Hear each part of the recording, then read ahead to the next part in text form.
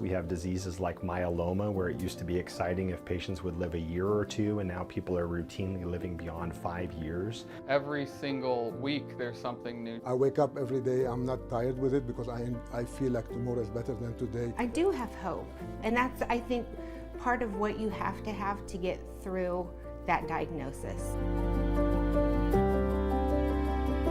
Welcome back. Tonight we continue our conversation about cancer. Tonight with one of the most common forms. 1 in 8 women will develop breast cancer over the course of her lifetime.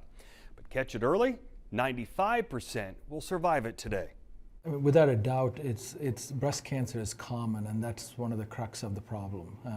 We're going to unfortunately see a 250,000 women be diagnosed with breast cancer this year. Looking back, I think the biggest advances have been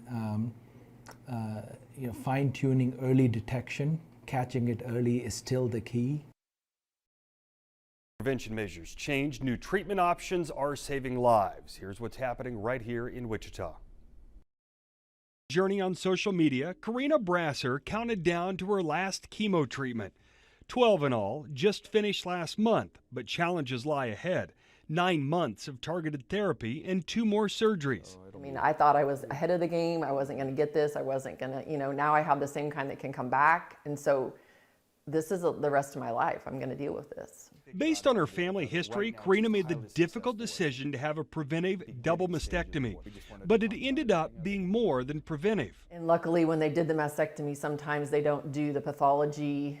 They're not real careful with it because it's more preventative. Well, they did it by the book, and they found the tumor, and they cleared the margins. Doctors say pay attention to stories like Karina. It's because she paid attention she's alive today. We were doing well. Unfortunately, the COVID pandemic just put us behind. And we've seen more women with an advanced breast cancer in the last 2 years than I've seen over the last 5 to 10 years. She said, but literally, I've never had anybody save their own life, which is what she said I did. It's exciting as an oncologist to see that we've got more ammunition, but I also feel like you also feel that the key is getting it to the patients, getting it to the right patient. That's Dr. Reddy at the Cancer Center of Kansas, who says there's so much more they know about breast cancer today.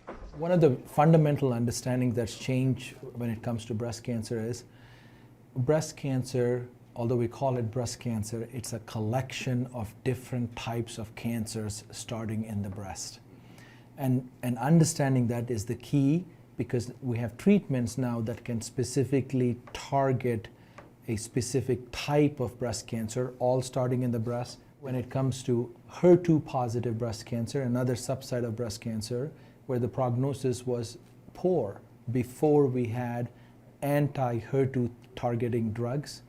And in fact, HER2 positive breast cancer, if we can catch it stage 1 or stage 2, you're looking at 90+% cure rates now with the availability of the anti-HER2 directed therapy. That was not the case not long ago.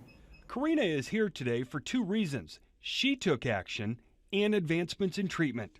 I think we're only seeing tip of the iceberg in terms of immunotherapy combinations, in terms of targeted therapy for breast cancer. And I do get emotional sometimes, mostly because of my boys. Because when your boys cry, then you're like, okay.